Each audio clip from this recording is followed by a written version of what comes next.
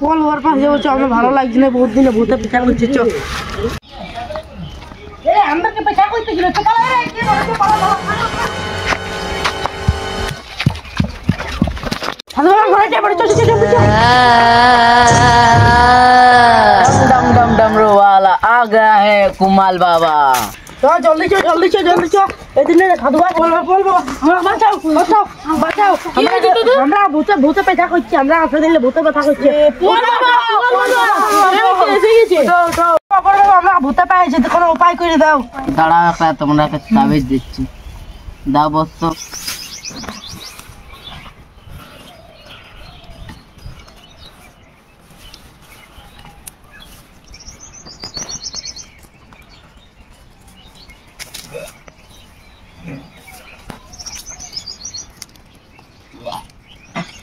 সাধু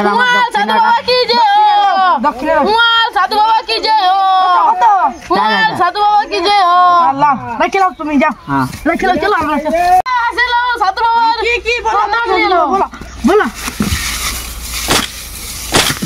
যাও সাধু বাবা একটু আগে প্রণাম করে দিল, আশীর্বাদ তোমরাকে দিলাম।